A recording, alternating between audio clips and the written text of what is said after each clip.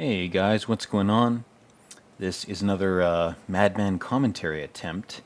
This time we're doing Blade Runner, which is one of my favorite movies. I can't stress enough how good this movie is.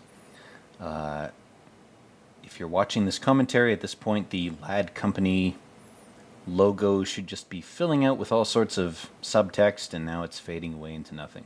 Very good. So I have a lot to say about this movie, and I doubt I'll be able to say it all in one recording. But it touches on a lot of esoteric shit, a lot of weird shit, and also a lot of commonly understood or commonly known narratives about why we're here. This movie is very weird. It's unapologetically weird, which is why I love it so much. Obviously, we're watching the final cut from 1997 because the other versions of this movie are not very good, especially the theatrical version with the cringy Harrison Ford voiceover. That shit is god awful. Don't ever watch that. If you want to, if you value your time, don't watch that. Vangelis, of course, whose name just popped up on the screen.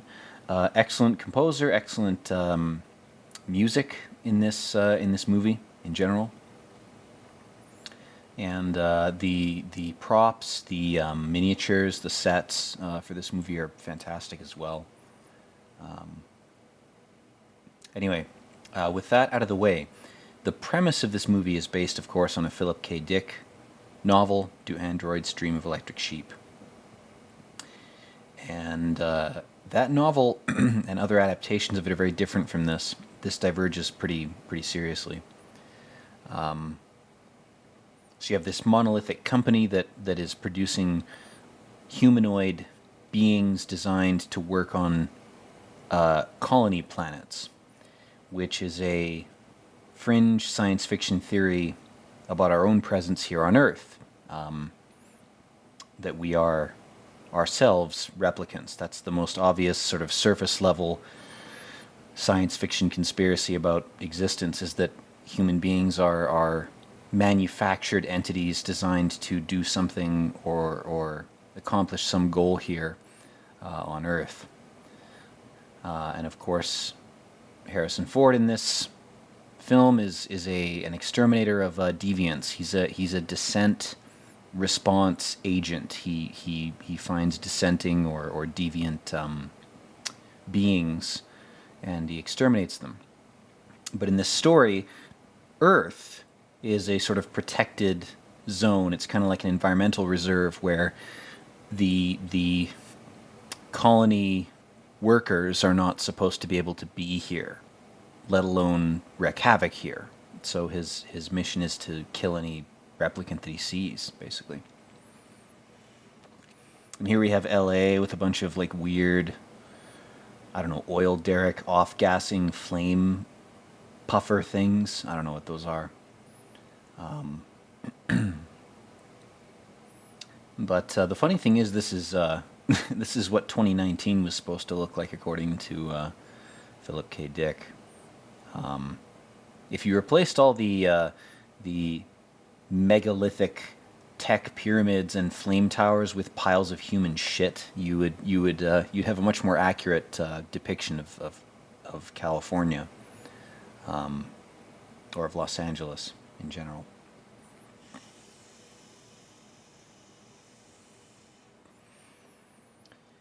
So here we have a nice pyramid, or a pyramid-looking structure, which is sort of hearkening to the theory that North America is actually Egypt, and that the Middle East areas that we call ancient Egypt are just sort of giant film sets. They're kind of fake.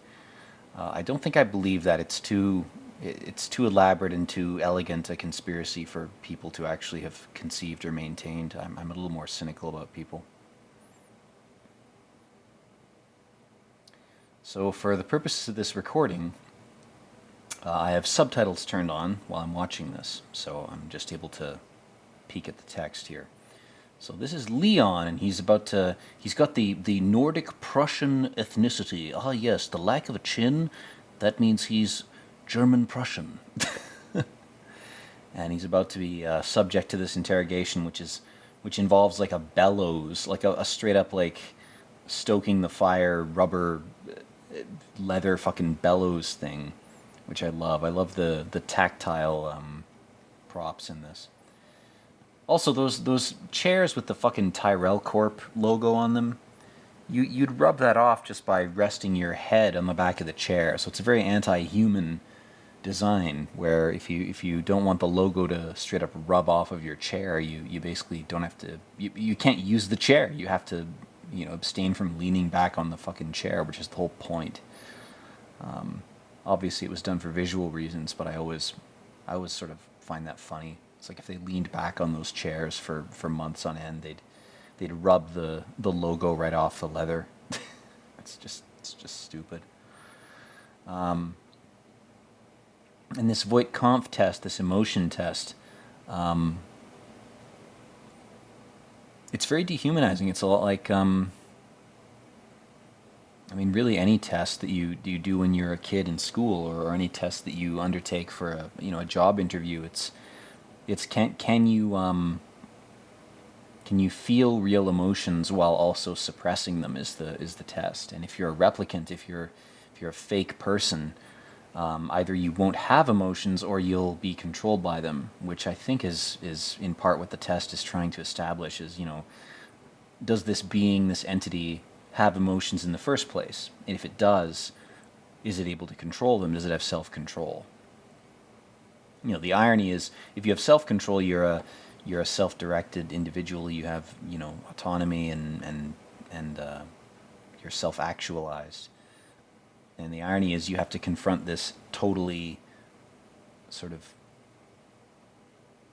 anti-individualist, totalitarian kind of machine in order to be proven to be in control of yourself. So you have to confront this bizarre machine of people that are just drones that have no self-control in order to be proven to be someone who has it. It's a very creepy kind of contrast. And then, of course, you have the famous skyscraper advertisement banner. You've got this weird blimp advertising this, the idyllic off-world colonies, trying to tempt you to leave Earth to basically become a replicant, or to work alongside them rather than be here. And everything's been sort of China-fied, there's been so many immigrants from China that have hit the west coast of the States, that over time it's become this kind of, it's not even Chinatown, it's like a colony of China at this point. Like the Belgians or the Dutch or the French or the English colonized Africa. It's the same sort of thing has happened to the States, just in a very roundabout capitalist cyberpunk kind of way.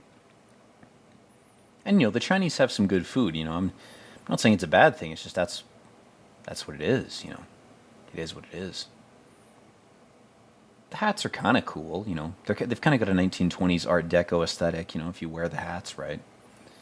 I don't mind noodles. Noodles are great. He's trying to tell the guy 2 + 2 = 4, and the guy's barely able to understand him. It's a reference to 1984, but also it's just a language barrier thing. I don't think it's meant to be. It's easy to overinterpret this movie because there are certain moments in it that are so heavy and dense with interpretive layers. It's like doing an archaeological dig in a remote part of Alaska where there's been no human habitation for 40,000 years versus doing an archaeological dig in the middle of London. In the London dig, you're going to find 12 layers of civilizational debris and information versus the Alaska one, you're going to find 2 layers. So there are scenes in this movie where it's tempting to overinterpret, and there's other scenes where, intentionally or not, the filmmakers and everybody involved in the process of creating this thing were able to insert or evoke half a dozen interpretations, literally, at once. It's like a poem. It's very fucking good. When this movie's good, it's kind of unbelievably good. It's hard to overpraise it. It's hard to make the mistake of praising it too much, just by virtue of its density. Obviously, there was eye imagery at the beginning. Oh, Colt Mason, blah, blah, blah, blah, the eyeball. Third eye, that whole thing. Yeah, of course that's there. But this movie goes I think a little further than that, and it does it in a way that's a lot more subtle and a lot more beautiful. Here they are approaching the fucking Tyrell pyramid here. They're gonna go see the Pharaoh of North American Egypt. Again, tremendously good miniatures in this. The motion of the flying car is a bit dated, but the miniatures and everything, it's fan-fucking-tastic. They look real because they are real. They're made of real material. They're not conjured out of the ether with CGI. They're actually real objects that have been manipulated. And then I love the police station too, how it's basically like a repurposed train station. And I love the shot where they pan over the roof of the little like office of the this fucking guy, the police chief. There's this like huge layer of dust on top of it. And it's like this you get this sense of neglect and this sense of like abandonment and it's like a creepy liminal space thing where you have this space that's artificial and also abandoned at the same time. It's like you're playing Portal, or like you're trying to navigate like a Costco or a superstore where there's high ceilings with pipes and there's weird areas with dust, and it just feels creepy. It's like unoccupied. And I love that the police chief is like this soy boy guy. He's like this drunk, and he's trying to convince Deckard, our sort of anti-hero. He's like, yeah, come back and kill more replicants for us, And he's got this Asian handler, this Asian minder guy behind him. And this guy's like, we can't kill them, Deckard. Have a drink with me and increase your estrogen.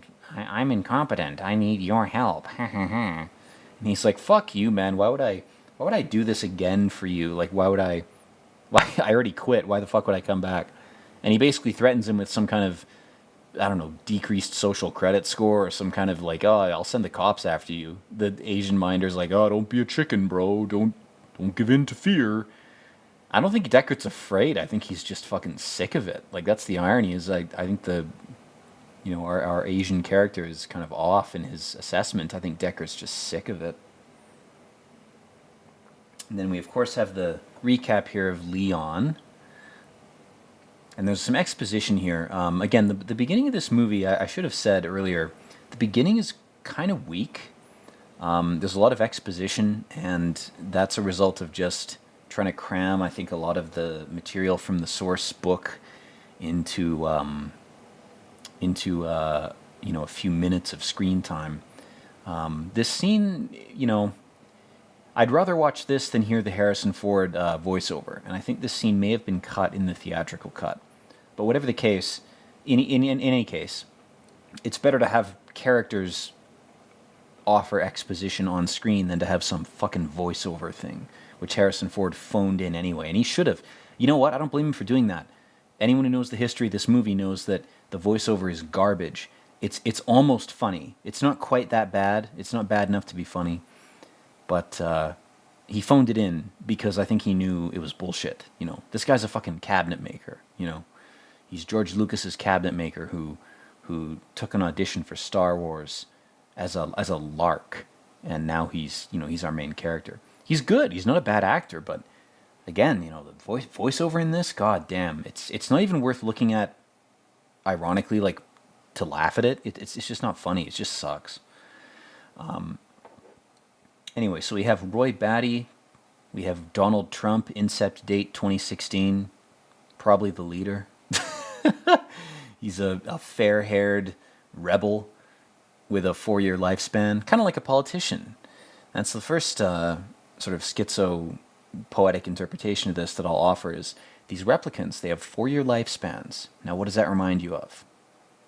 Well, politicians often have 4-year terms, depending on the country that you're looking at, as an example, which is kind of funny.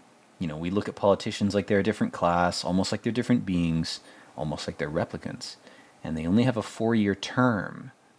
And often corporate higher-ups and people involved in trying to make money in the corporate world will look at things on a 4-year kind of basis. Like the next 4 years are the most important thing, or the next 2 years, or the next quarter, whatever. The point is that they have this very restricted lifespan, and it's meant to curtail their ability to feel anything. It's meant to limit their range of experience, so that because emotion is based on experience. If you don't have sufficient experience with something, you can't form an emotional response to it. Emotion is an experientially based thing.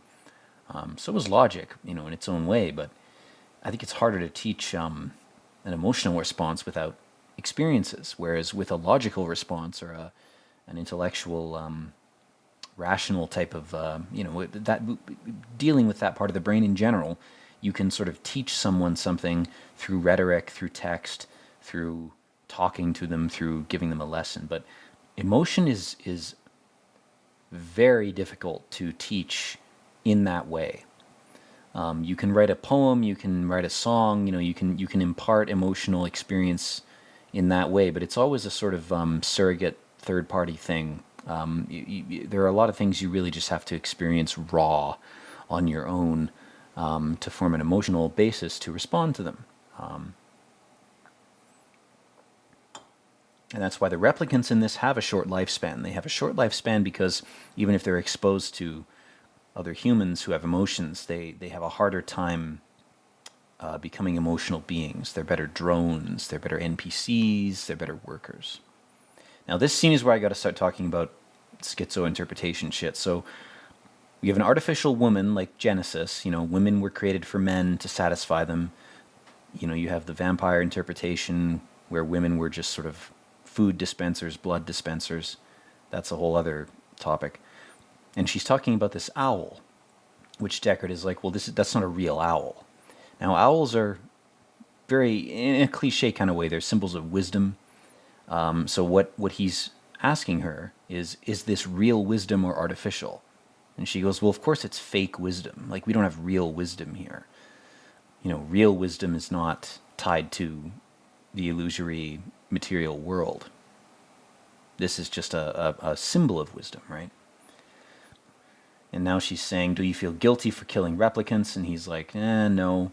And here we have the demiurge. We have Terrell. And you'll notice there's eagle imagery. There's all sorts of weird occult shit all over the place in here. I could talk for like an hour just about the past like 15 seconds of scenes.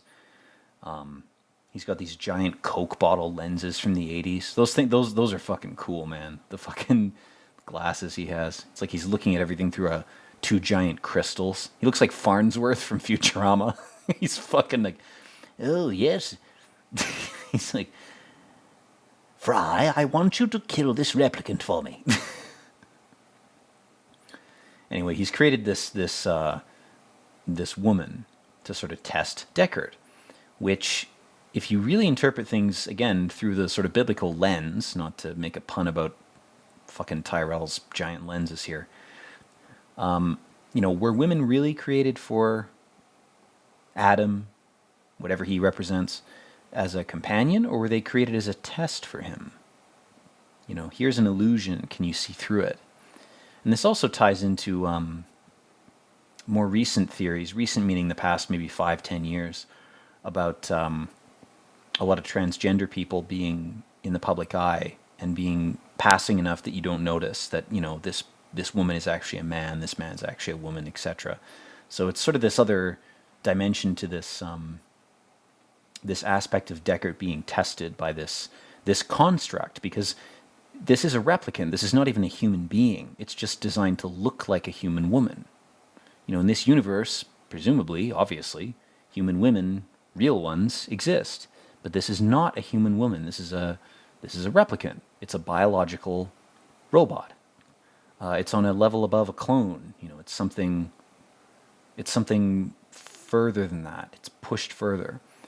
So, you see this process of testing being sort of jacked up to the extreme, where it's like, well, can you tell the difference between a real person and a fake one?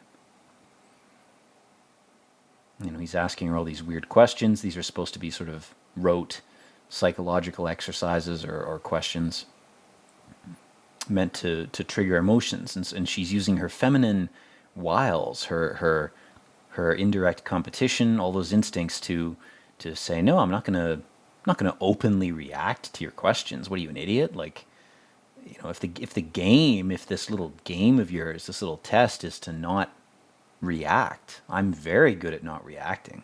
And you got the owl over in the corner there watching everything. God damn, this movie's good. Tyrell's just like, Tyrell and the owl are these two sort of passive observers. They're both like fucking statues. This process goes on for like an hour. He's looking at her pupil. He's looking for any sign of any kind of reaction. She's not giving it to him. And then finally, something happens. She sort of gets tired, or the machine gets tired. It's not really clear what happens here. I always love this scene because they never explain it. Either the Voight-Kampff machine glitches out or sort of burns out or gets tired, or Rachel just goes, I'm tired of faking it. I'm going to express real boredom. And that's the real emotion that causes the machine to react. Is she goes, I'm fucking bored. And her only true expression is, her sort of faltering or her failure is, she's like, well, I'm fucking bored, I'm impressed. How many questions does it usually take? How many questions?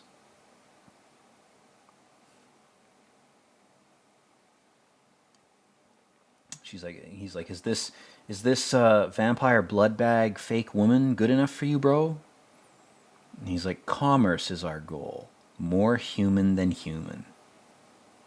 Rachel's an experiment, nothing more. Women are an experiment, nothing more. A strange obsession.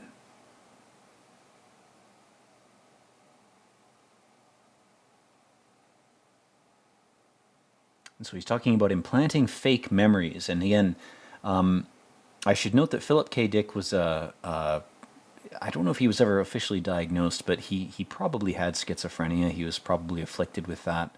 A lot of artists are sort of schizoaffective, which can be fine. You can live with it, but in many cases it sort of takes over.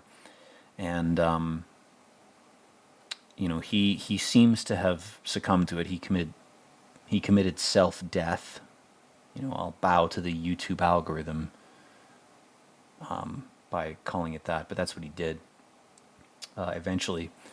And if you look at his works, a lot of them are very knotted up in their own paranoia and just weirdness. Like, they're so intensely strange.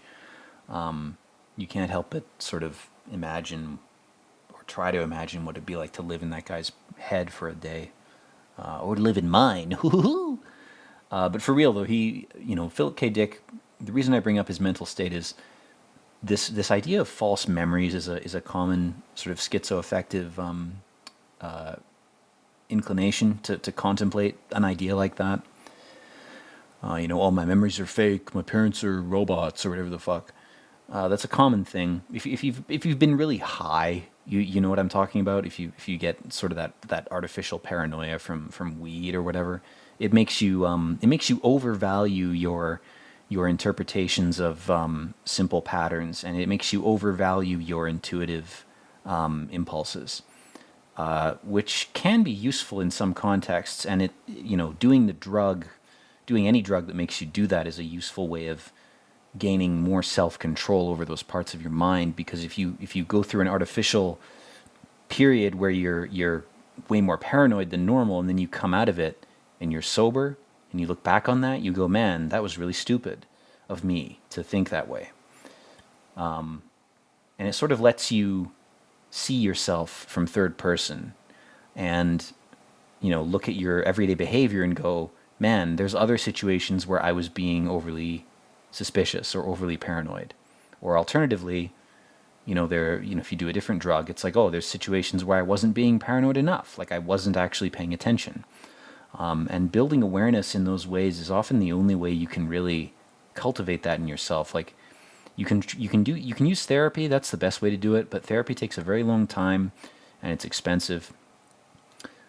These drugs that we scatter around in our societies, they're shortcuts, and they have their trade-offs. If you're gonna shortcut things, you're gonna pay a price. Just make sure it's not your soul. Now, here we have Roy Batty, aka Donald Trump. That's a shit comparison. Just never mind that. His hand is fucking seizing up. He's dying. Rutger Hauer in this is just masterful, man. I don't have much to say. He's just perfect. He's talking to his chud thrall here. He's a vampire with a chud thrall. I guess the Trump comparison does track. I mean, that's really what he is. Policeman. The way he says that, god damn.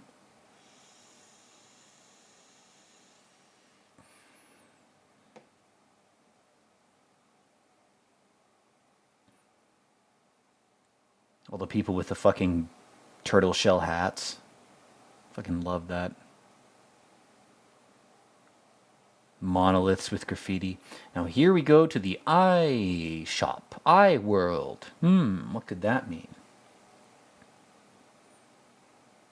So again, the sort of Philip K. Dick interpretation is, well, if you're able to see things for what they are, you'll see Earth as a colony.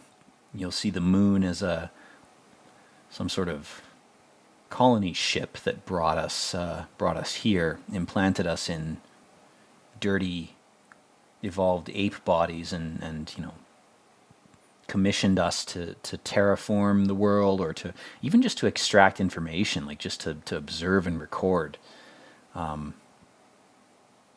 That's one version of that kind of interpretation. But the interesting thing about this scene is, you have this guy who makes eyes. Like, he actually manufactures fake eyes. So he makes illusions.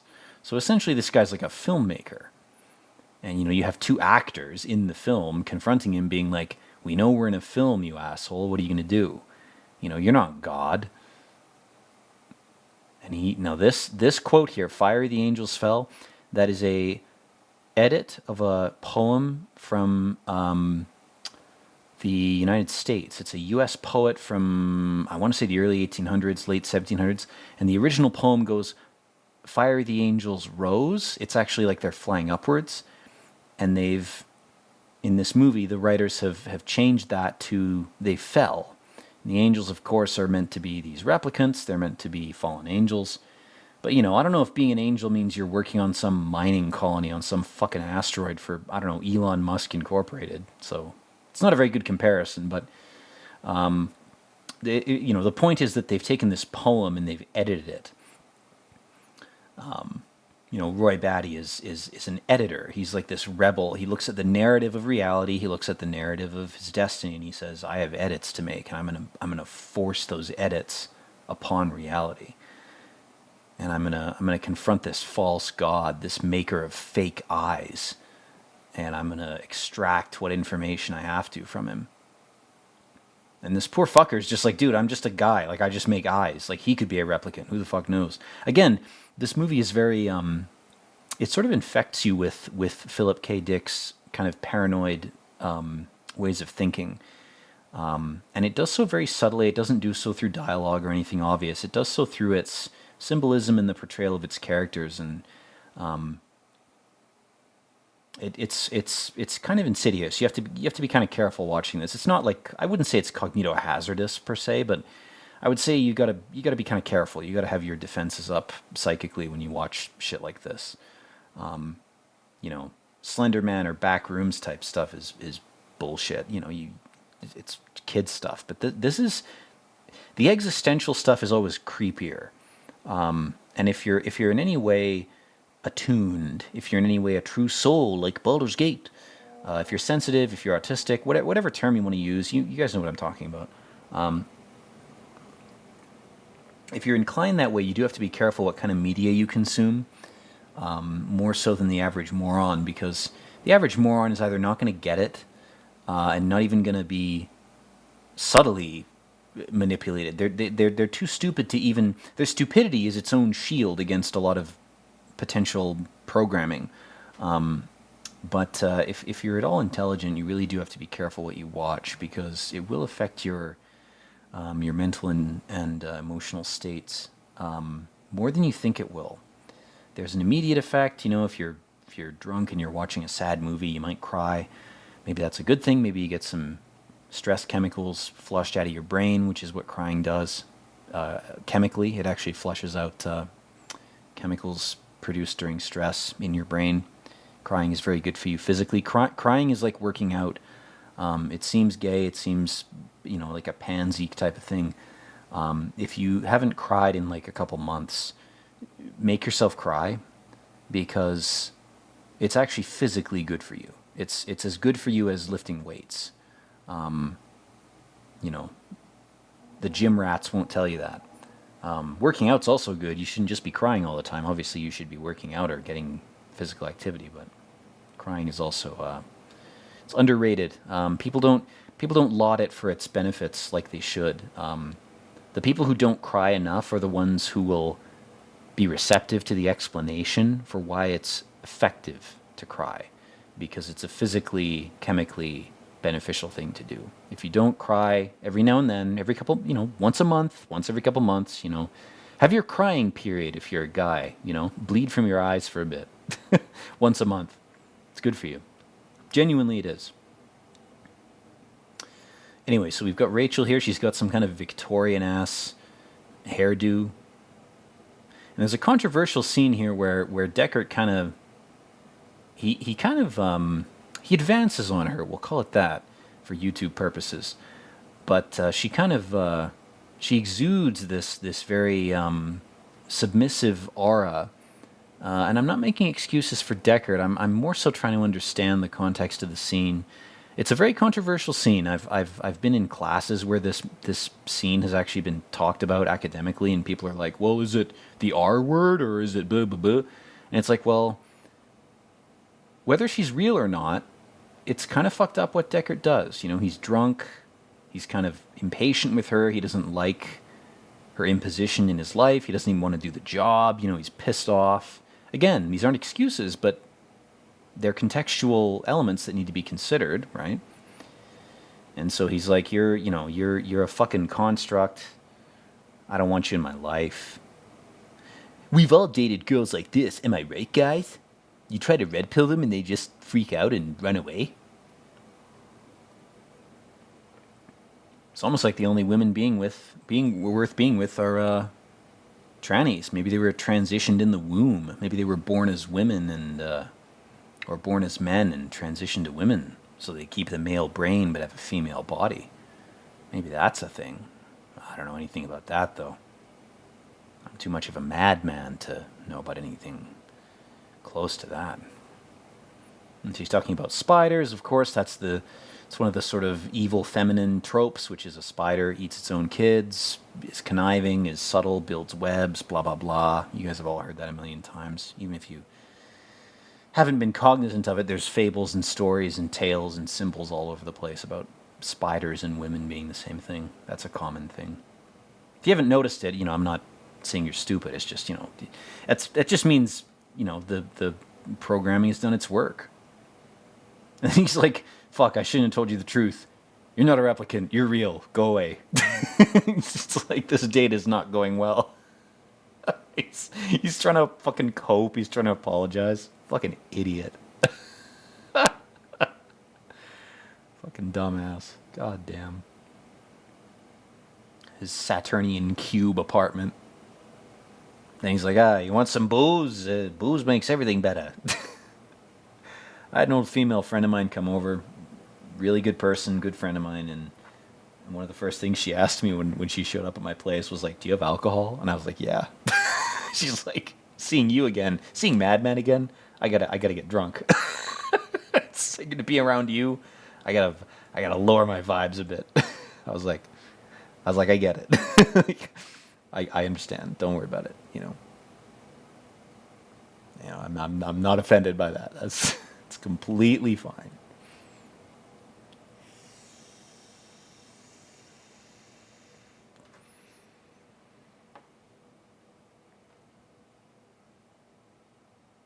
So anyway, the scene that we're going to see in a minute, the sort of forced romance, I'll call it.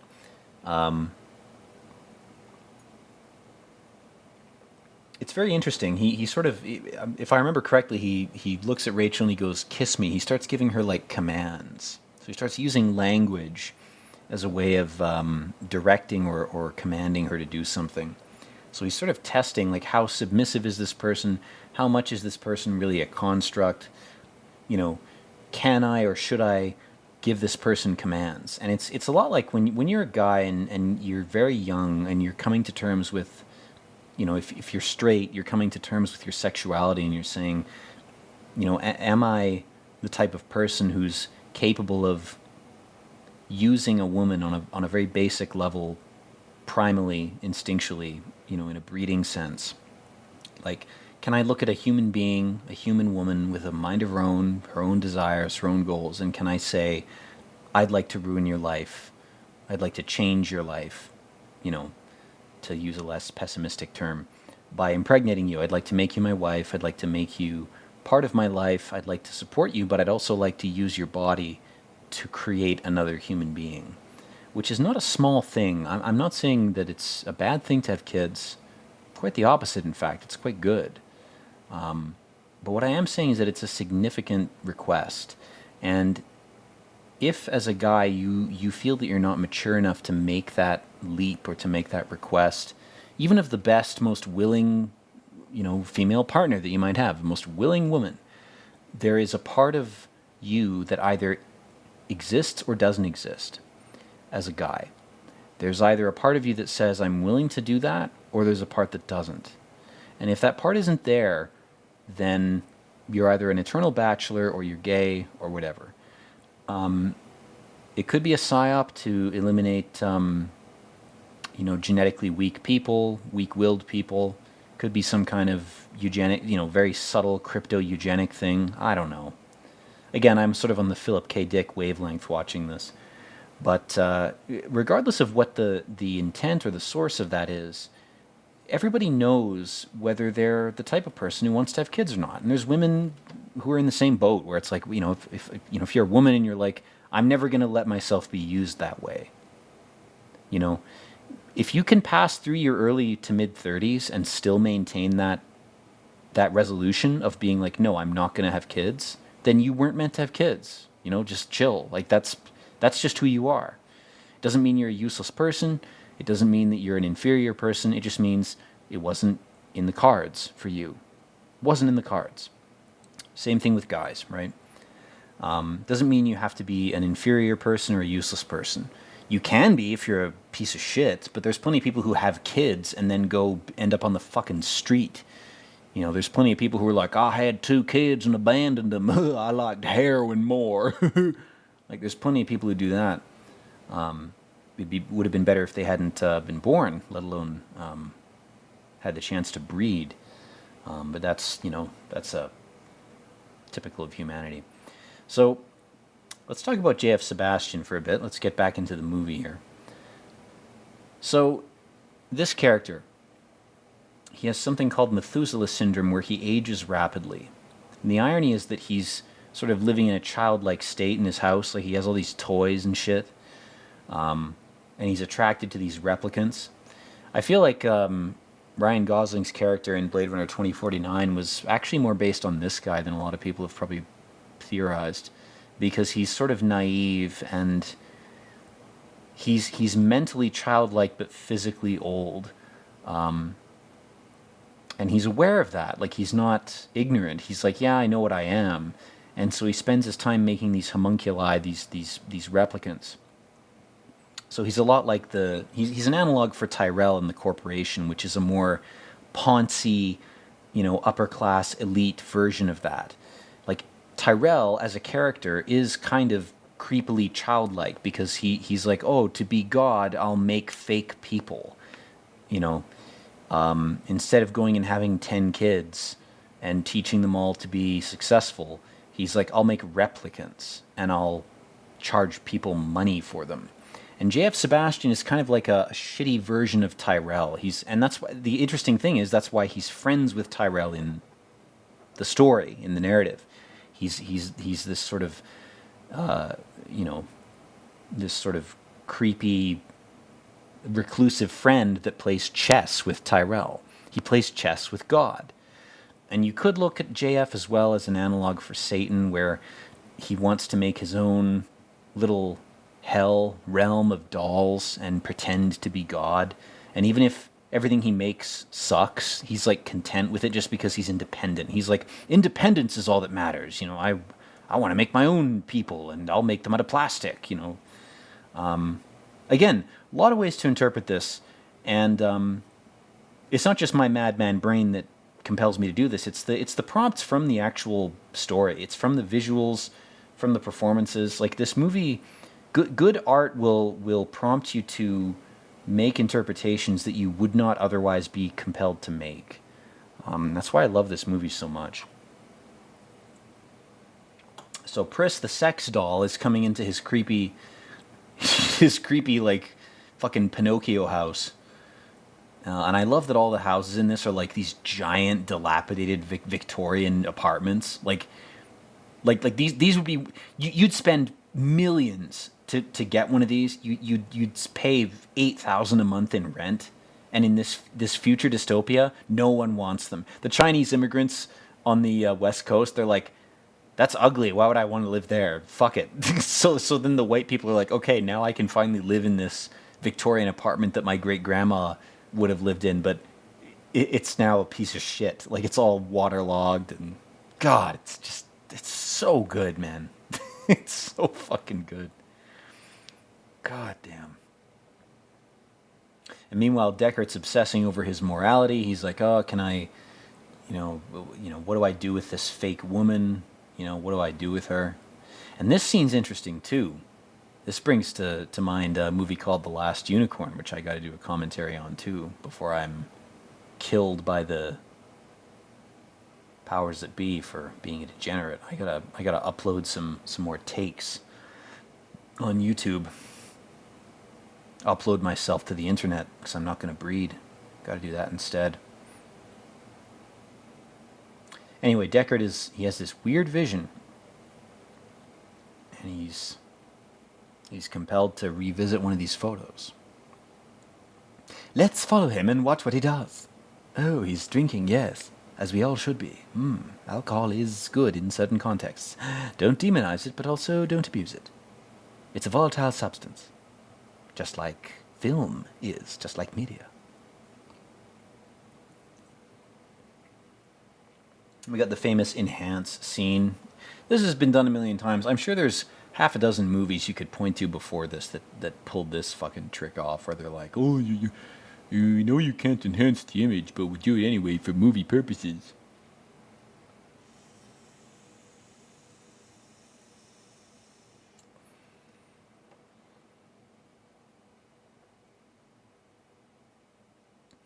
You know what always bothered me about this scene? The giant light embedded in the back of his fat person easy chair would be incredibly uncomfortable for your neck or the back of your head. If you were actually sitting in that chair, it's an incredibly inhuman thing. Maybe that's tied to the Tyrell Corp logo on the other chairs, where the chairs are sort of subtly designed to fuck with you. Like, you're not actually supposed to relax, you're supposed to work. So the chairs are like subtly designed to like discourage you from leaning back and being relaxed. I don't know. That's a stretch, but the design sucks either way. Like, both this chair and the Tyrell Corp one, like, they just suck. I don't know what else to say.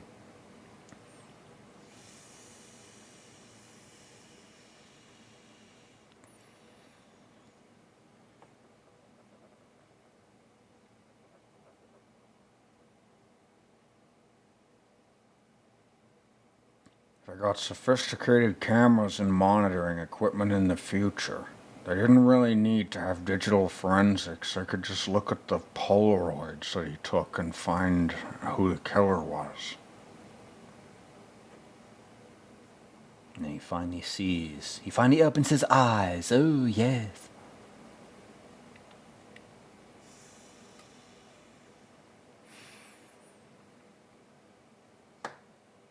And of course, again, with there's heavy biblical overtones to this with the snake skin. The woman who literally fucks snakes, which is this chick, as a performance. So the woman performing the feminine encounter with forbidden knowledge as a kind of, again, it's like a sexual performance. Like that's the, it's a blunt way, it's a nerdy way of putting it, but it's that this movie is very blunt about it. Like, he's about to go to this bar, Deckard is, where this woman literally fucks a fake snake. So the snake isn't even real. It's like the owl. The wisdom is not real.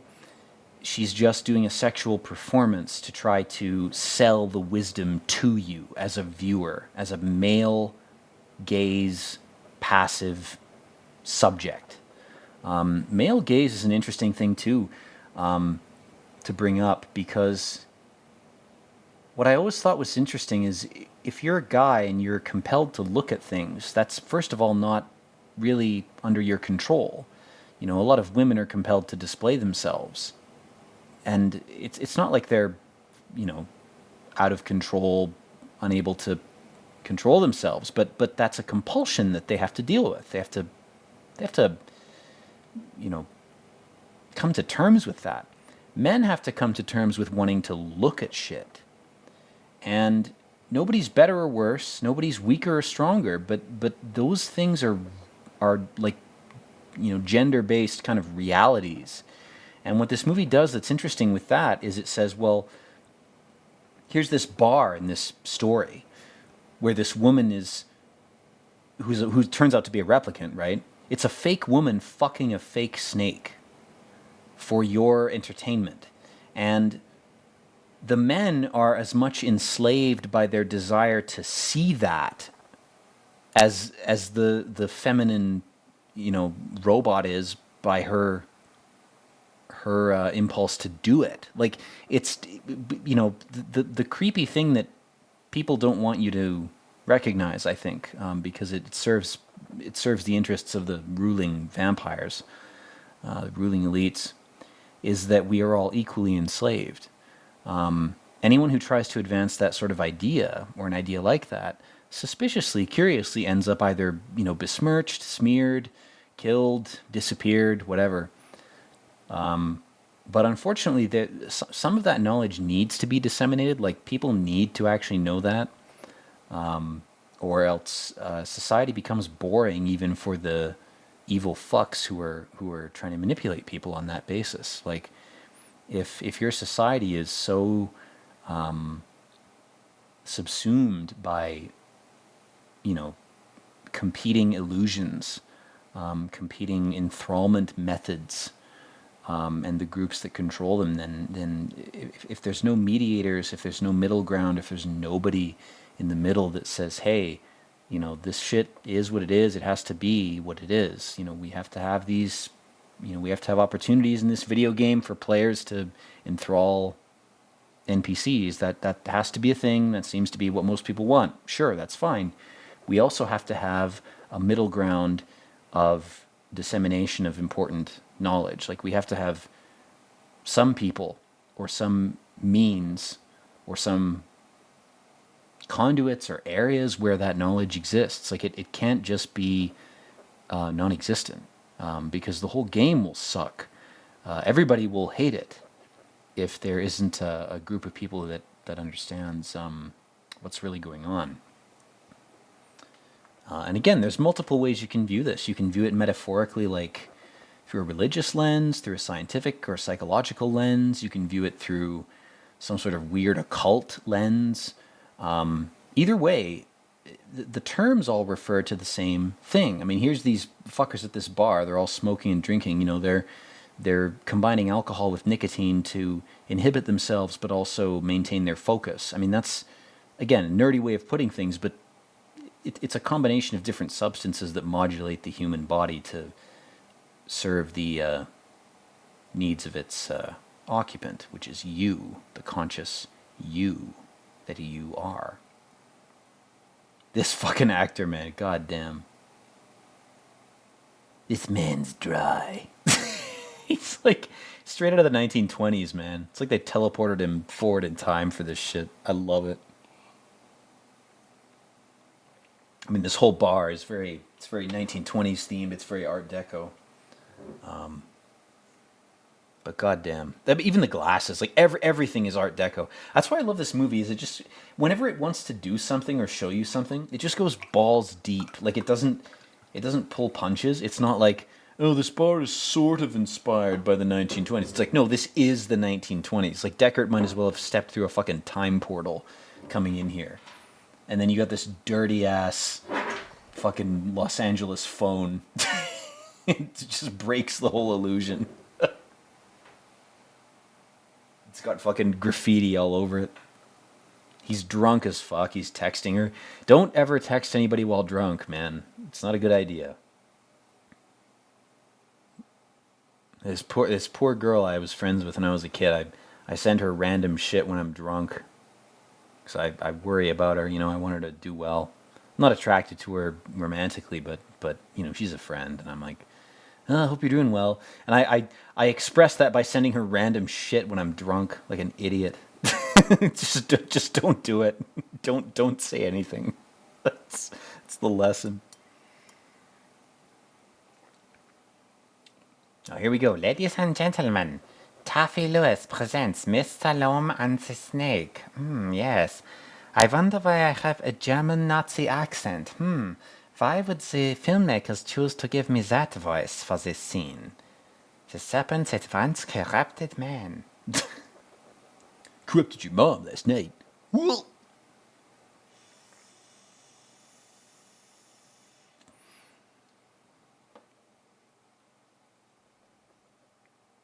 And a lot of people like to criticize this scene. What you have to remember is he is sauced. Like, Red Letter Media did a review of this, and I love their reviews.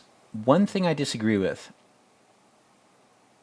specifically in this review that they did for Blade Runner, is I think both Jay and Mike are like, why does Harrison Ford act so weird in this scene? He's like acting weird. His acting's like bad. And it's like, he's drunk out of his fucking mind. Yes, he's trying to impersonate a journalist, yes.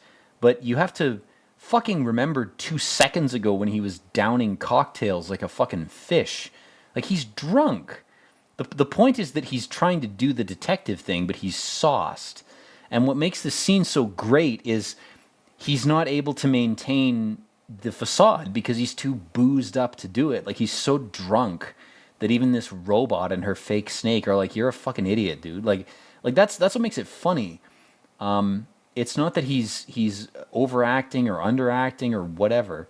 It's that his character in the context of the story is sauced. He's drunk. Fucking what's his name was buying him drinks. He drunk called the other replicant. He's simping for all these fake women. I mean, this guy is fucked up. He's confronting some shit in his life. He's going through a fucking midlife crisis, practically. That's why he's acting like an idiot. And this chick is basically just playing with him. She's like, "Yeah, you're not obvious, dude. Like, you're not trying to fuck with me." But she still doesn't realize he's a Blade Runner. So he does succeed in one endeavor, in one context. He's like, "Well, I gotta figure out if you're fake or not. I gotta figure out if you're one of the Mars clones that escaped and tried to make their way to Earth. Oh, we can't have that. No, Earth is a wildlife reserve. Yes, we only allow dogs and cats and other nice little creatures to romp around and poop everywhere on Earth. Earth is a giant litter box, basically. And if you're not in agreement with that, well, you'll be shot on sight." That's the crypto-Nazi credo. Anyway, I wanted to say that about this scene. I mean, fucking asks her if it's real. I love that line, man. Do you think I'd be working in a place like this if I could afford a real snake? Fuck, man, that's good. God damn.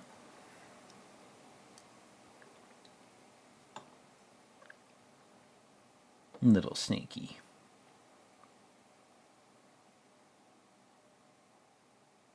Yeah, you're not being exploited. I love that. She's on film with her tits out, and she's like, well, if some Hollywood filmmaker tries to exploit me, who do I go to?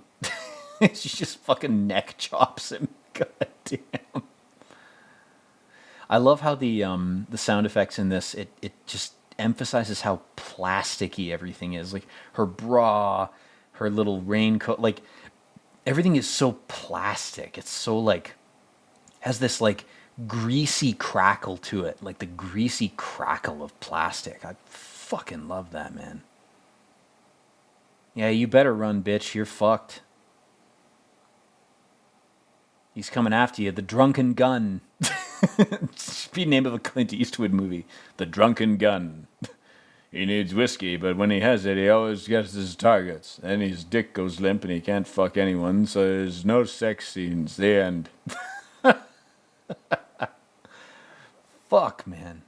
This is good shit. This is primo.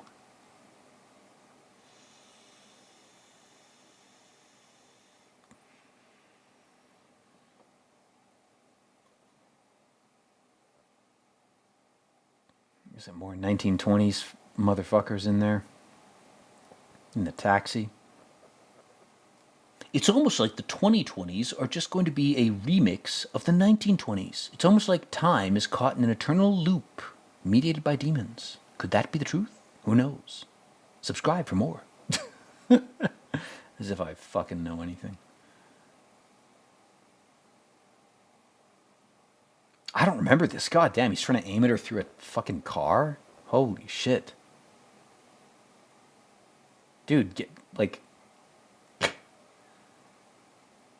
be more cognizant of your chances, man.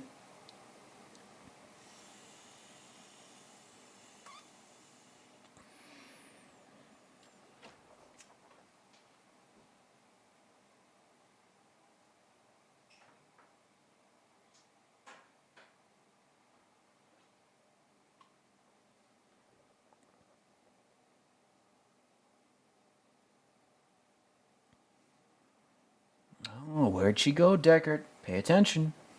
You're gonna lose her.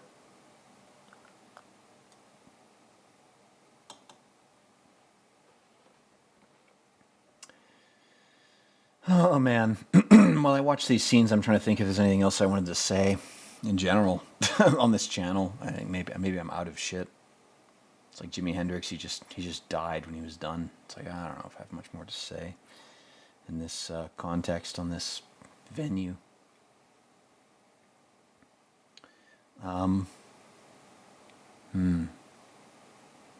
No, he shoots her through the glass. I mean, again, you can look at the symbolism of this scene, like the glass, shattering of the mirror, shattering of illusion, all that type of shit. I've been here too many times, man. I get it. Like,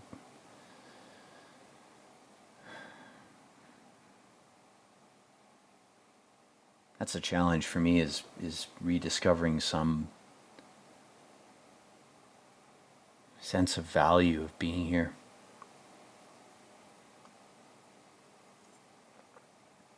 You know, when you've seen it all, you know, what else can you do? She dies in the snow. Poor fucking bitch.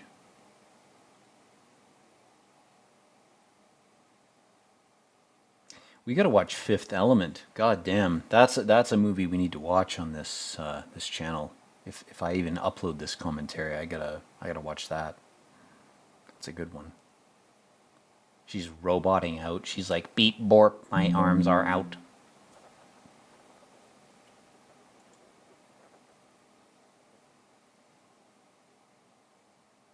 Man, we got an hour left. Maybe this is a good time to end things. We're almost approaching an hour. You know what, guys? I'm going to end this recording here, and I'll pick things up later. I don't care if the division between recordings is obvious. If you care about that, fuck you. That's how it is. We're going to end things here, I think. We are 30 seconds from the 1 hour mark. Again, very good time to end. Very convenient for me and my quote-unquote editing of this, which is not really editing. It's just scuffed, low-effort splicing together of videos because I don't fucking have an editor, and I probably never will. But in any case, I appreciate you paying attention this far. Hopefully I'll upload this in one video. If not, it'll be 2 videos. But anyway, guys, peace out. Well, hello again, ladies and gentlemen. We are back with Harrison Ford in Blade Runner. I took a bit of a break. We're back here at about 1 hour and 12 seconds here. He's buying some booze, or trying to, from this woman, and then his handler goes, "You're not preserving the timeline correctly, my friend. The timeline of the film. You have to do exactly what we tell you, or it'll all fall apart, and you'll suffer as well in hell." He's like, I don't want to hear it. I'm going to take a drink and go in the police car. I'm going to talk to my puffy-faced alcoholic soy boy friend and hang out with him. He's like, "I'm fucking done with this, man. I'm so sick of this shit. I'm sick of being a fucking hunter and executioner. This is nonsense." There's 3 to go. Yeah, he's like, "Oh, fuck. You missed one, buddy." Yep. You gotta kill her, too. Hell of a thing. It's a hell of a thing having to kill a replicant in a Philip K. Dick story. You think you're sane, you think you're doing your job. And all of a sudden they're like, no, you gotta kill that GF of yours, too. The fucking DeLorean doors going down on the cars. God damn. I love how there's a car from like the fucking 1970s that just drives by. It's got like a bunch of weird cyberpunk crap all over it. It's just get a regular car and put a bunch of cyberpunk crap on top. This movie's not perfect, but you know, it has its moments. And of course he sees Rachel. He wades through the people to find her again, fruitlessly. I don't know if I like what Blade Runner 2049 did to this narrative, man, where there's like this romantic thing between the two. God, I love that. Leon's like, "How old am I?" "I don't know." God damn.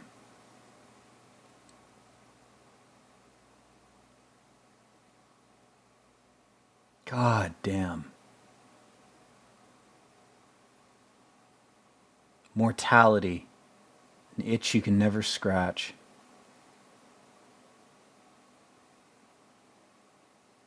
Painful to live in fear. This is like a generic player of the game of reality cursing an Archon for having a longer lifespan. He's like, you need to be reminded what fear is. One of the only good things about the Batman versus Superman comic that came out in the 80s, I think it was called The Dark Knight Returns, is the idea that Superman is actually significantly brought down as a character by Batman. It's done in a corny, shitty way. It's not well written, but the idea of it is interesting. Like you know, mortals or random regular NPCs talking to demigods or gods or archons or whatever you want to call them and saying, "You guys are fucking dicks for just being as infallible as you are, as immortal as you are." If those types of beings even exist. Also, I fucking love how he drinks. He takes a sip from this shot glass and then blood flows into the alcohol. That is fucking fantastic, man. That's fucking fantastic. He's poisoning himself. He's talking to this fake woman. He's like, it's all part of the business. It's part of my job. I gotta poison myself to exist here. Now, the forced romance scene that I was talking about earlier, I think it actually happens here. This is when it happens, when he's injured and drunk. And I said what I want to say about the implications of that, but good Lord, her saying, "I am the business." God damn, man. It's like dropping a neutron bomb on the poor fucker. He's like, I don't know how to take that line. I am the business. Good Lord.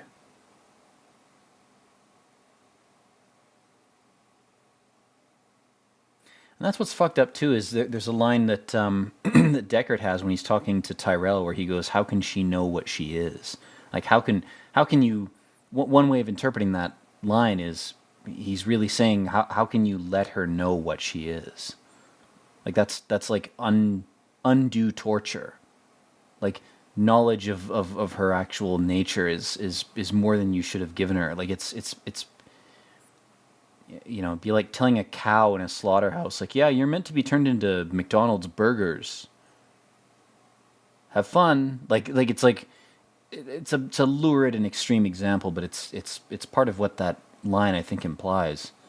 You know, he's like, she shouldn't know what she is. Like, at least give her the illusion of thinking she's something else. God, he's soaking his jaw. He's had his shit pushed in. Poor fucker. Ugh. God, her unearthly eyes too. The silver moons in her pupils. Look at that. They're not black. They're silver like the moon. Perfect. Absolutely perfect. She's like, could I escape? Could I Ted Kaczynski it up? Could I live in a cabin? Could I escape to the country? And it's like, no, you can't escape anywhere, bitch. You're tracked. Like, escaping is it's less than a fantasy. It's just naivety. And to his credit, he's like, no, you can't escape, but I won't stop protecting you either way. He's got a code of honor. He's an honorable man. He's like, you saved my life. You killed that Prussian ethnicity guy. You killed one of your own kind, technically, to save my ass. He's like, I owe you one. He's like, now we shall have the sex. Are you programmed for pleasure? Fucking dumbass. It's like the last thing she wants right now, dude.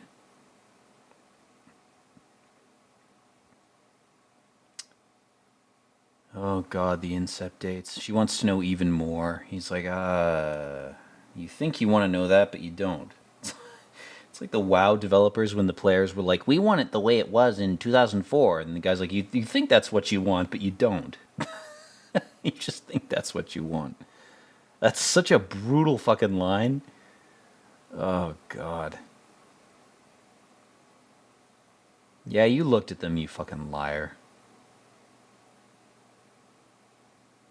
Oh, she's trying to sow doubt because she's insecure. I don't think Deckart's a replicant straight up. That's been like a big theory. Like, oh, is Deckard actually also a replicant? No, he's not. He's a real person. That's what makes this so tragic, is that he destroys his own life for what is essentially a construct made by a company, made by a corporation. It's like it'd be like committing suicide for a fleshlight. Like, that's what he's doing in the most sort of brutal, inhuman, robotic way of putting that. That's what he's doing.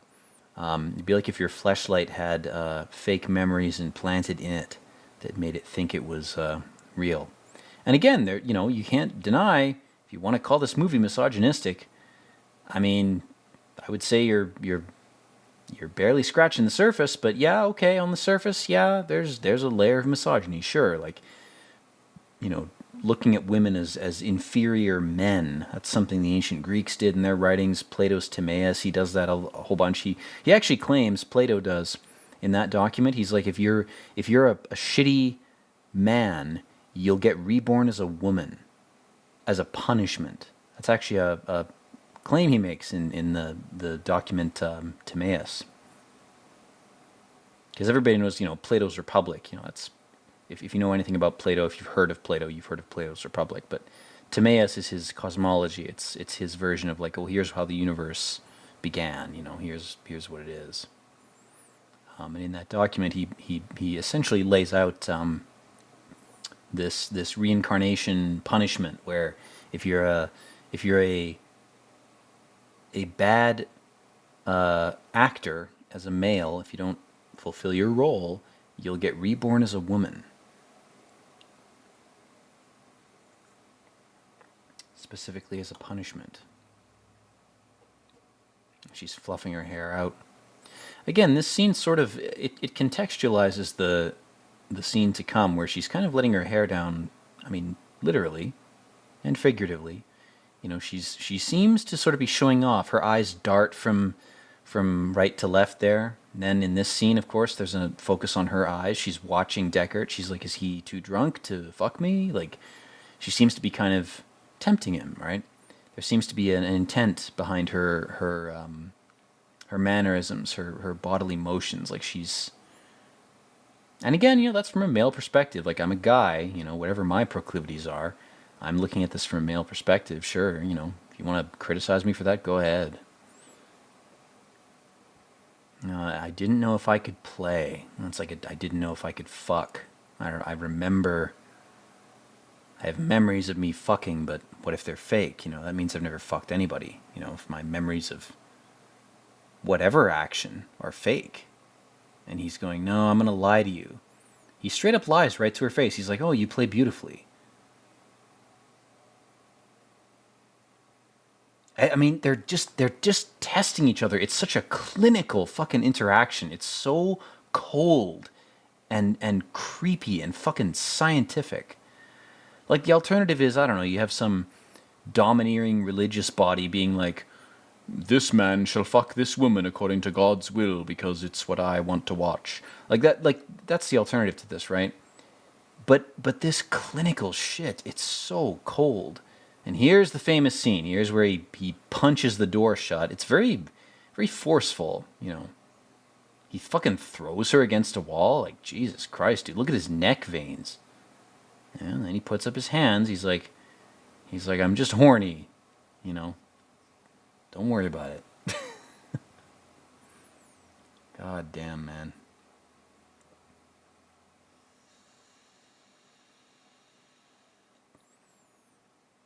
His lower lip protruding like a fucking Cro-Magnon for a second there. That is so visually subtle. Now he gives her the command. He's like, say kiss me. God damn, man. This fucking movie.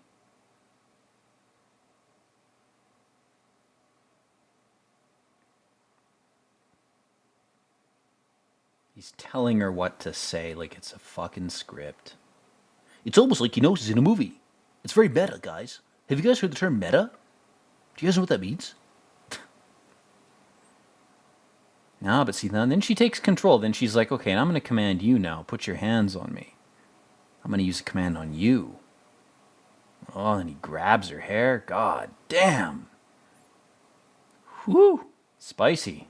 It's a spicy scene. I love when we cut to the Asian woman eating food erotically. It's like, oh yes, eat the food, eat the recycled garbage, eat the recycled proteins that we've deigned fit to feed you. Again, you know, it ties into the whole like, well, here's an artificial woman to satisfy your desires, right? If you really go deep into this and you start to indulge in conjecture, you could imagine that Tyrell has made Rachel just to motivate Deckard to kill these replicants, to kill Pris and Roy, and that Tyrell has actually offered Rachel to Deckard as a sort of motivating gift. Like he said, oh, you know, I'll give you this fake woman if you kill the fake men, if you kill these deviants, you know, this pleasure model who's gone rogue, etc. If you kill them, I'll give you this fake woman, but you got to kill them all. You got to do your job. And then of course it's a trick. You know, it's a false promise because, you know, Deckard tries to run off with Rachel at the end. Spoilers, and he's pretty confident that he's going to be pursued, and he's probably going to be killed. And Blade Runner 2049. All but confirms that. I mean, Harrison Ford's character survives for movie purposes, but Rachel ends up dead, of course. She dies in childbirth. This poor fuck is 35. Let's talk about him for a bit, since he's on screen here. My glands grow old too fast. Is that why you're still on Earth? Yeah, he couldn't pass the test. Poor fucker. He's pretending to like it. he's living in a rotting, waterlogged shithole.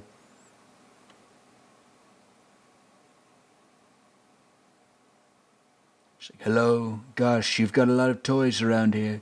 Have you thought about supporting my 2024 campaign? I'm very much interested in your interests. I'm interested in whatever you're interested in. I'd like to enthrall you. I'm a wannabe vampire. I want to take you and bring you under my wing. No, he just wants to use you to hack into fake heaven, to turn the demiurge's eyes into jelly. That's the one good thing Roy does in this, is he straight up thumbs Tyrell's eyes out. That is one of the best scenes ever filmed, man. He's like, you're not a god, you're blind. And he just punctures his eyes out and cracks his skull. That's brilliant. It's like trying to tell your boomer parents about the economy. They're so resistant to your to what you're saying. They're like, no, you just have to work harder. He's like, do I have to puncture your eyes and crack your skull to wake you up? Yeah, you basically do. They're rotted to the core. They're like, I know finance, I have investments. Yeah, do you know what my future looks like? What are you, an oracle? Yeah, you wish you were. You're an oracle of if I had been born 30 years ago. Then you could have maybe told me, oh yeah, you're fine, you'll be fine.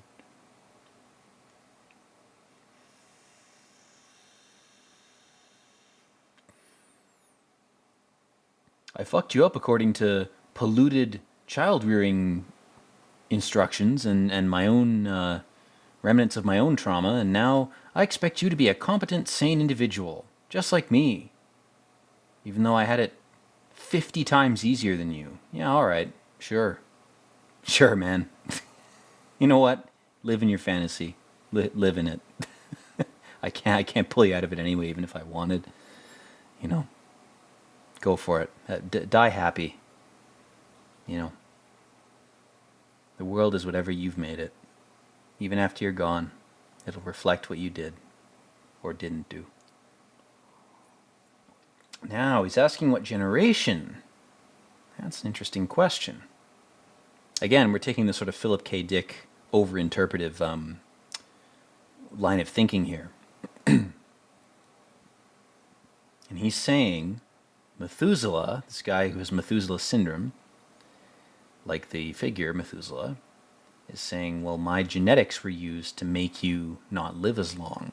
So the implication is that Tyrell found a guy and essentially exploited his cuckish personality and his genetic weakness to extract from him whatever genetic fragments would let him artificially make these slaves die quickly. So again, there's a weird science fiction fringe interpretation of this where if you read religious documents, not just the Bible but other ones too, there are a lot of Indian documents that claim this. Humans used to be able to live for 800, 1,000 years. It's not clear whether we've just polluted our environment or we're eating the wrong things, or whether there's genetic pollution. And one of the fringe theories that exists in this kind of realm of thought is, well, human beings, maybe we were intentionally polluted with some kind of genetic predisposition to organ failure early on, or to short telomeres in our cells, which determine how long your cells live and how long you live, etc. You can extrapolate based on what I'm saying. But that's what this movie's kind of trafficking in, is with this scene it's saying, well, maybe this poor fuck was just some sort of, human mutant, and Tyrell used him as a kind of human petri dish to extract these genes that would let these replicants be more easily controllable, by reducing their lifespans. So these guys they're kind of fucking with him, but they're not going to kill him.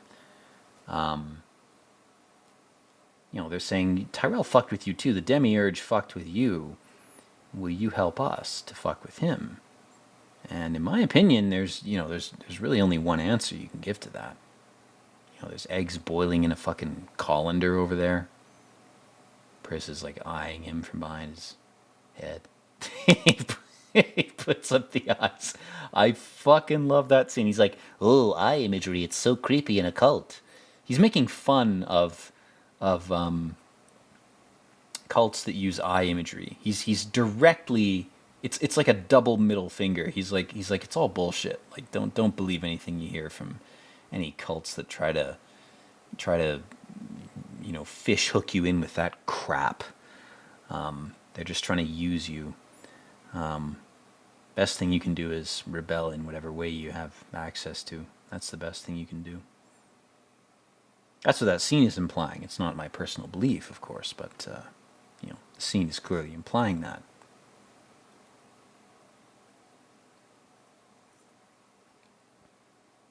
Oh, those pursed lips of his, goddamn. There's the owl, the artificial wisdom. He's just counting his stocks. He's got a Illuminati eagle. He's got a bunch of candles around him. God, what a fucking vampire freak. This whole compound should be bathed in fire. Have a nice flame bath. He's like, "Oh, my loyal thrall, what can I do for you, my cocked little friend?" And of course, Roy has given him secret knowledge about how to win the chess game. I fucking love this, man. This is so well done.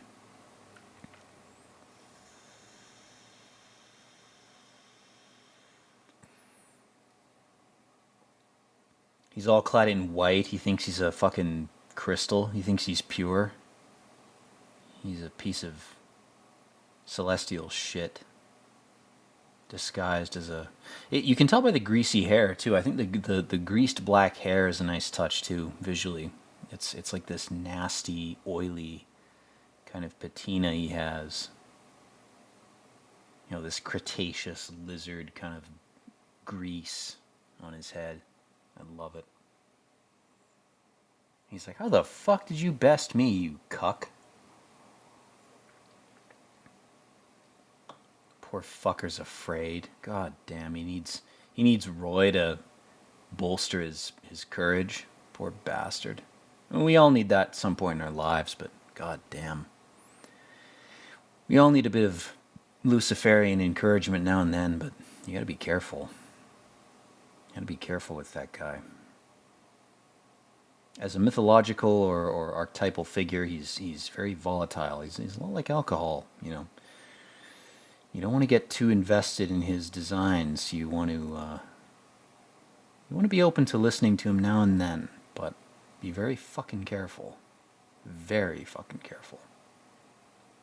Except when you're facing this guy. If you're facing the Demiurge himself, any port in a storm, like, other than Satan himself or fucking Cthulhu, you want to ignore them at all costs. But this fuck... he deserves a good slap to the face. It's what he wants, really, as a player of the game of reality. This type of Archon, he wants a real challenge, and he wants it to be unpredictable and subtle. So you're really giving him what he wants. It's like a sexual domination thing. Like you're giving him the whipping he actually desires in the end. And he needs it. He doesn't get it often enough, man. When he gets frustrated, he starts torturing everybody else, which is a load of horse shit. "I'm afraid that's a little out of my jurisdiction. I want more life, Father." He says fucker in the other edit. System of a Down and Death Grips are two bands who have used that sort of linguistic kaleidoscope involving those two words to make some interesting poetic statements. Like Death Grips has talked about... my father was just a fucker. He was just a person who impregnated my mother. He wasn't a father to me in his behavior. And System of a Down implies the same thing. And those bands are drawing from the same thread of thought that this scene is drawing from, where Roy is saying, "Are you really my father, or are you just a guy who created me? And then you were indifferent to me immediately after I popped out." And now they're talking about a bunch of weird, esoteric, genetic, and chemistry-related methods of creating artificial life.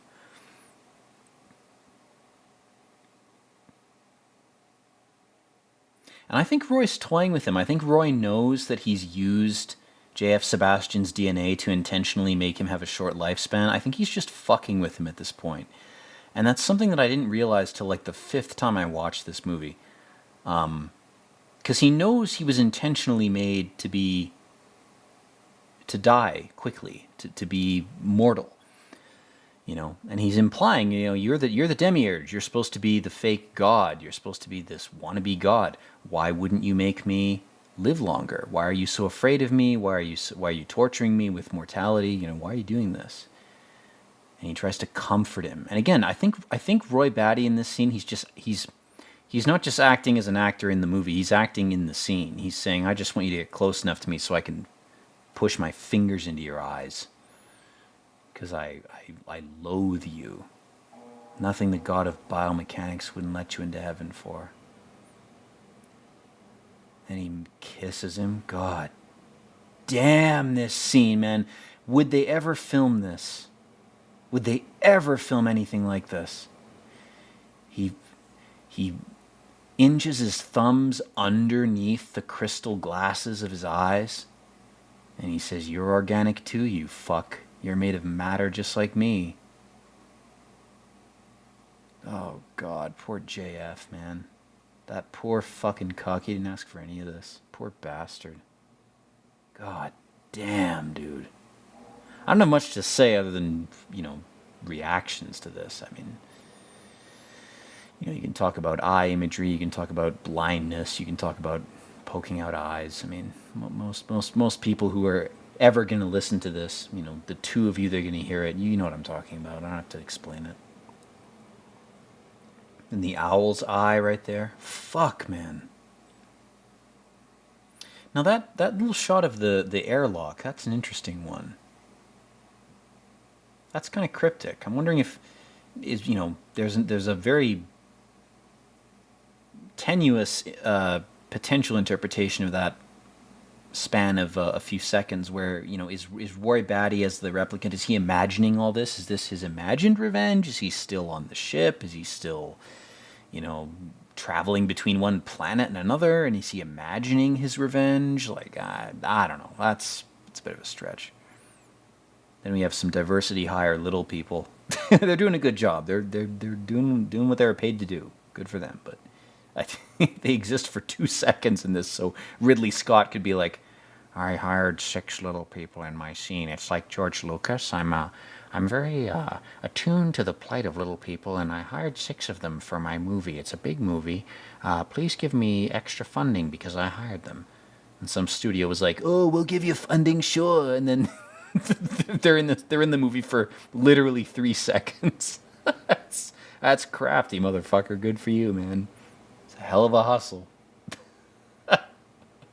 Such bullshit. God damn it. There's really only 2 kinds of media in the world. There's good bullshit and bad bullshit. You know, there's quality shit with good bacteria that'll enrich your gut biome, and there's bad shit that'll give you E. coli and kill you. It's really the only 2 types of media that exist. God damn, man. How much time do we have left here? Okay, I think we can soldier on to the end of this movie. I want to record this in 2 sessions and then splice the videos together if I can, or maybe just I may just upload them in 2 parts because I'm a lazy fuck. I don't have the money or patience to hire other people to edit my shit. Not yet, anyway. Not until someone makes me an offer that I can't refuse, which I'm completely open to at this point. If anybody wants to offer me anything, just send me a message. All you gotta do is talk to me. If you don't want to talk to me, fine. It's your loss.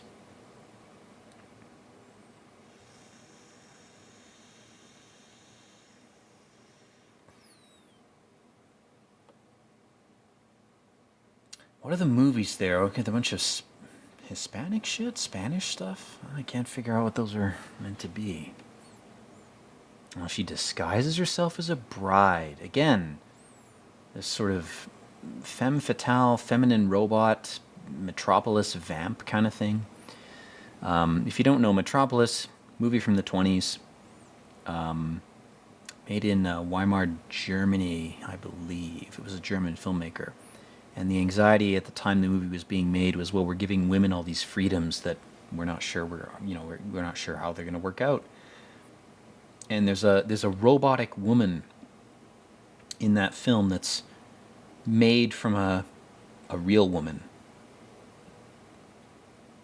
And I feel like this movie, I mean, any movie that has,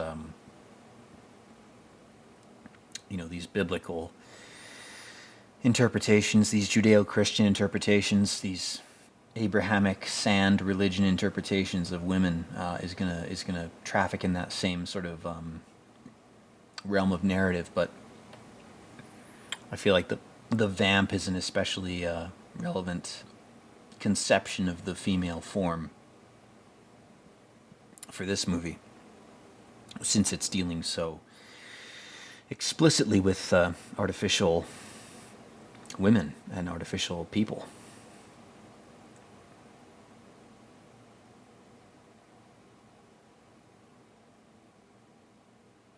I love the setting too, man. All the creepy Victorian house that's being sort of invaded by these cyberpunk helicopter lights. Like it's such a bizarre contrast. Like you've got this pale blue piercing kind of light, and then you have all these brown, yellow, and grayish white surfaces.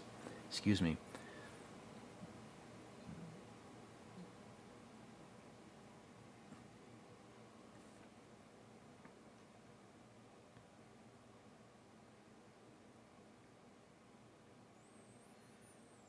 Home again, jiggity jig.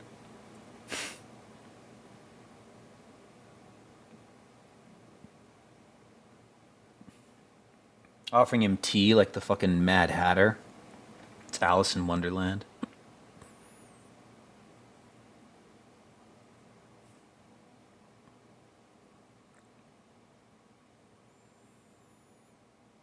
Like the decrepit pleasure palaces of the elites, the rotting kind of degenerate environments that we see in lots of different fiction.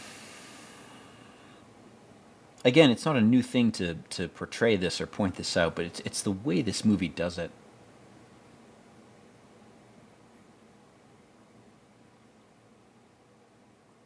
Oh God, don't pull the veil off her. It's gonna fuck you up. Ooh, there he goes.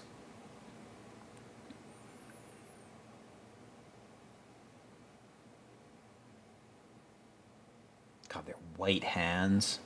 It's like they're possessed by a fungus or some shit.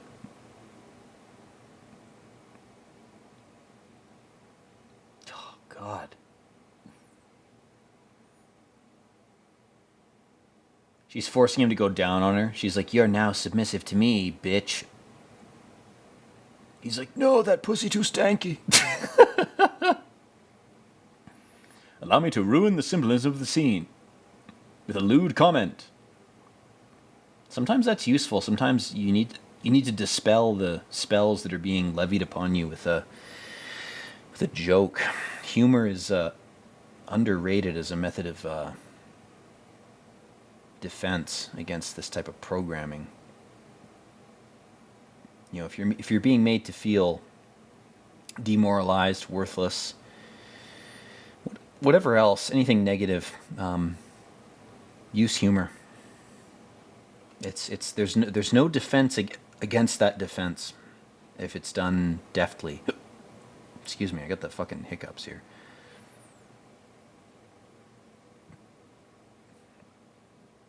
I really want to finish this commentary. Oh, there he is.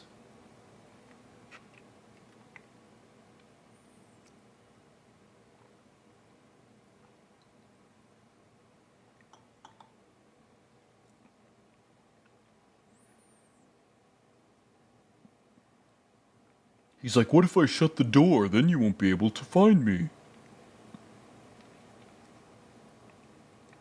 It's like, "No, my piercing blue eyes, which are a mutation from the early implantation of the language virus into humans on the West African coast, those eyes are going to find you. Oh, God. His epic GF. You red-pilled her too hard, you fool. Now she's dead. His green fingernails. Fuck, man. Same green shade as her blush. Her makeup. She's got her tongue out as if to kiss him.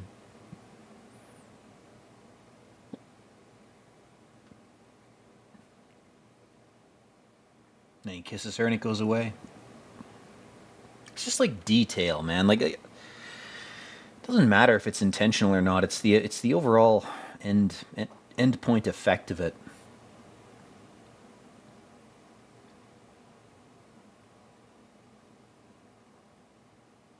Aren't you the good man? Aren't you Jesus? I came not to bring peace, but a sword, you fuck. You and Prometheus brought fire. That's very useful. Fire and light. I guess if Lucifer brought something akin to fire or equivalent to it, he brought electric light. Maybe he was Tesla. Who knows? But Christ is meant to bring a word, a sword. Sword and words are the same thing. He meant to bring language. It's not enough to have fire, and it's not enough to have fire and language. You have to have fire, language, and electricity. That's the Holy Trinity. Again, sorry, I'm fucking hiccuping like a dumbass. But that's the real Trinity, you know. Now he's being very sexual to him. He's like, oh, I'm not going to come right away. He's fucking with him. Wander through the Victorian house that is your own anus. Try to avoid experimenting with stimulation in that area, but you can't avoid it forever. If you do, you will never fully awaken. Doesn't have to be evil, but you do have to confront it. You do have to do it. Oh, God. Poor Pris. Fucking drinks her blood like a vampire. Fucking freak. Or no, he paints his face with it, doesn't he? He's returning to the tribal origins of man. Okay, no, yeah, he doesn't drink it. He paints his face with it. That's what I was thinking of. And he starts howling like a wolf.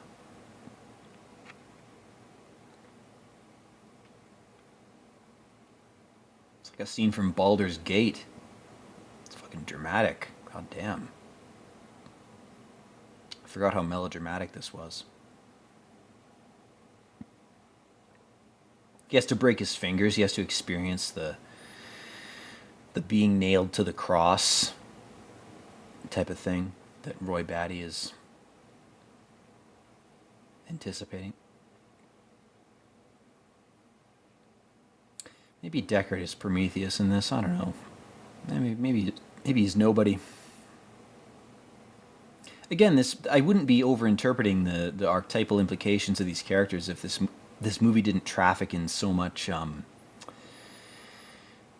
very subtle and weird source material. And I know I've been using the word subtle a lot. It's not something that I like to throw around. It's something that's kind of memed into oblivion. It's kind of overused.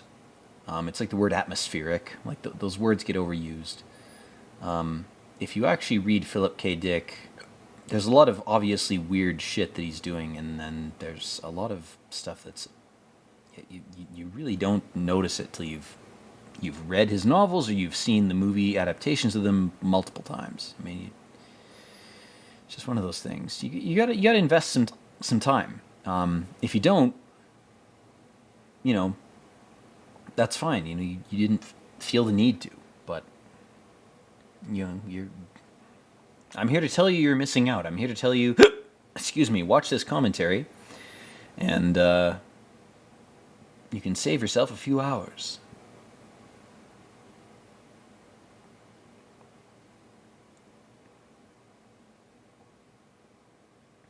bites his own fucking hand. God damn.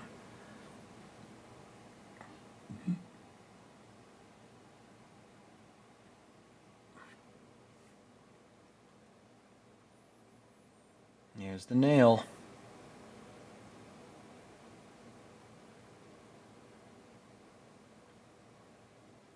Deckert's biting his hand at the same time. Fuck, man. God damn. Who has made a movie like this since? Like it's like exasperation. Like I just.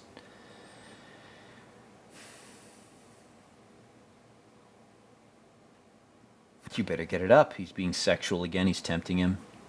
He's being creepy.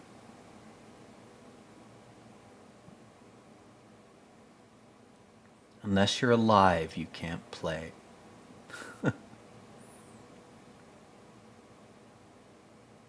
Can't play the game of reality unless you're alive. That wasn't very sportsmanlike.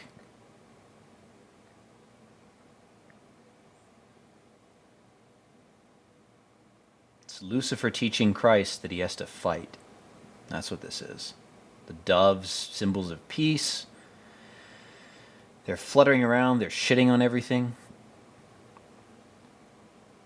Again, if you want to interpret things biblically, specifically, you could interpret this as Christ learning from Lucifer that you have to fight in order to be merciful, in order to be benevolent. You have to be violent. You can't pretend that violence isn't necessary. And he's dying to teach him this.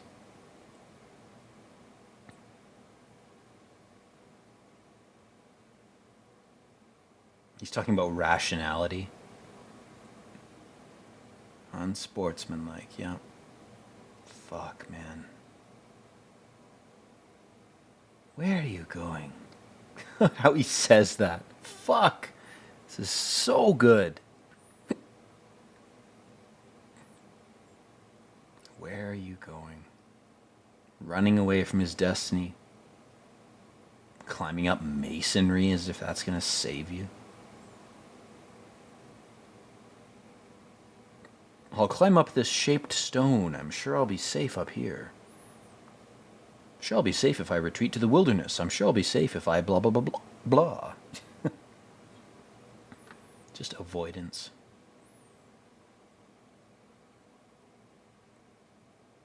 God, he's got 2 fucking fingers.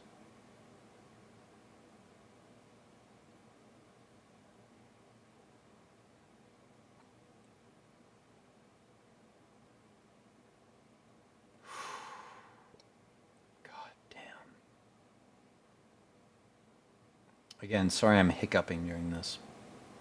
Fucking indigestion while I'm doing this. It's great timing when I'm trying to record this.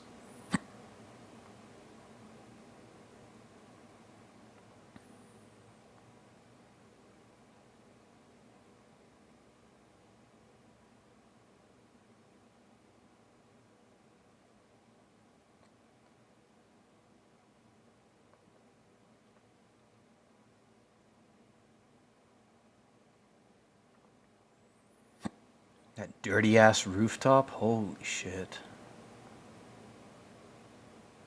Nasty.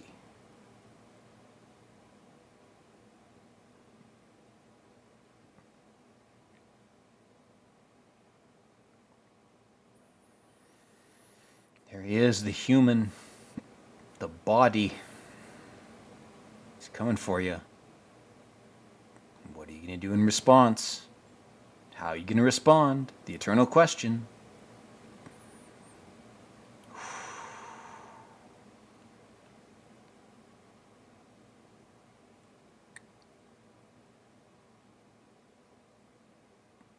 The fan behind him. God damn. I had all these lofty things I wanted to say, but honestly, just watch this movie. It'll say more to you visually than I can. He's holding a dove.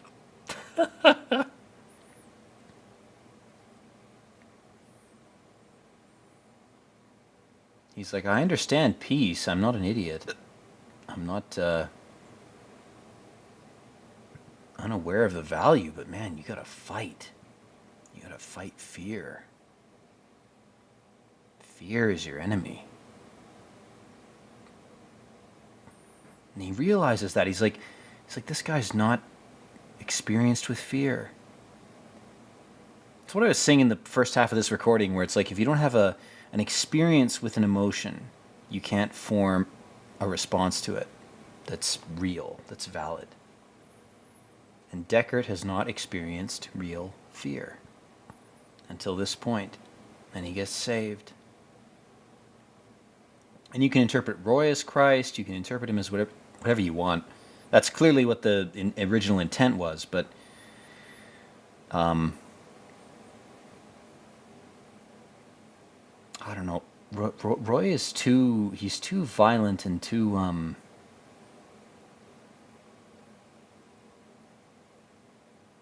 don't know.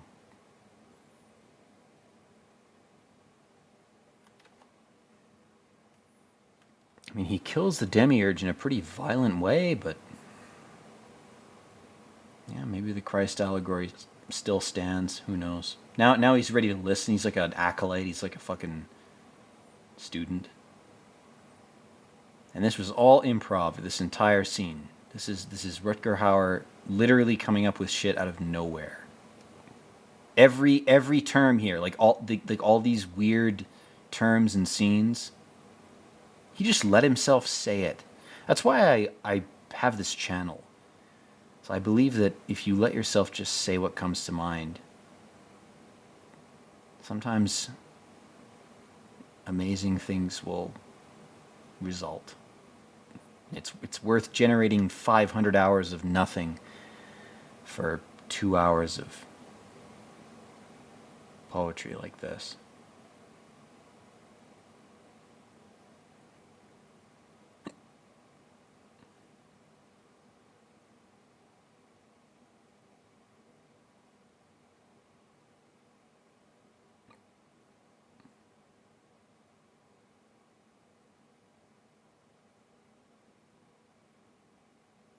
And the bird flies away, of course, very poignantly.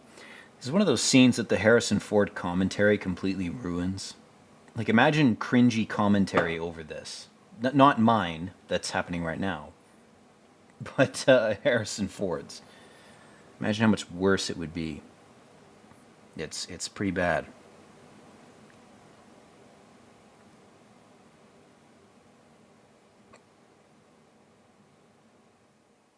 And the car flying up behind him.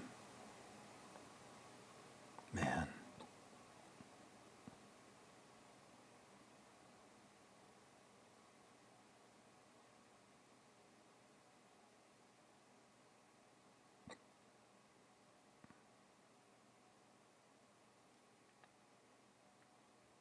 You've done a man's job. Interesting way to put it. I guess you're through, huh? He's like, yeah, I'm fucking done. Don't make me do this again, man. Done it enough. Have I not done enough for you? Gives him his gun back. He magically found it somewhere. He's like, I searched through that Victorian shithole for 2 hours, you fuck. How could you lose your gun? Then again, who does? Again, that's a line where people are like, is Deckard a replicant because he doesn't live forever? No, he's a human being. The point is that you could spend four years or however many years of time with someone you love. You could spend a week with them. If that week is the best week of your life, then it's worth 10 years of your time. Like, time is relative in more ways than one. If a week of bliss and freedom is good enough, then, depends on what you're willing to sacrifice for. It depends on how you value your own time. That's what he's saying. He's not saying, Deckard, you're a replicant. That's not what he's saying. again, people like to have like very specific interpretations of this movie, and maybe they're correct. Maybe time will prove them right. Who knows? But I don't think that's the case. I don't think Deckard is meant to be a replicant. I don't think he's even meant to question his status as a real person. That's not the point of the story. That's not even a tangent. I think it's more about living in the moment. If you want to interpret things on a sort of temporal basis, it's about not being obsessed with memory, even if it is fake. Like, the real red pill of this movie is, well, maybe your memories are fake. What does that do? Like, how does that change your intent, your behavior? Should it change it?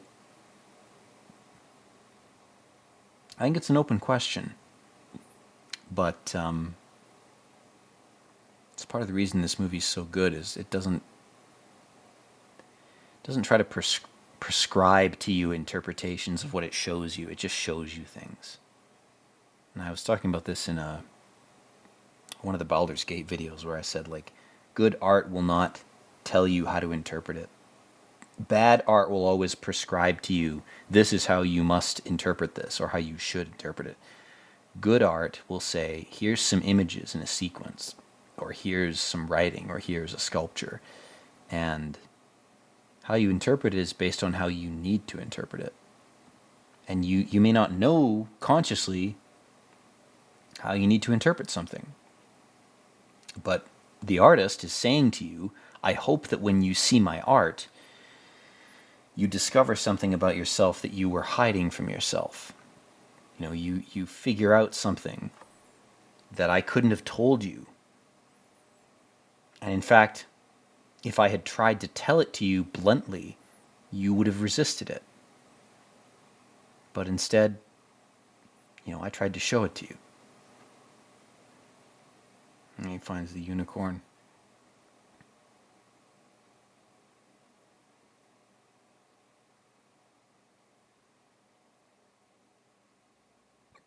I always interpreted that as just like advice to run, like get the fuck out of the city.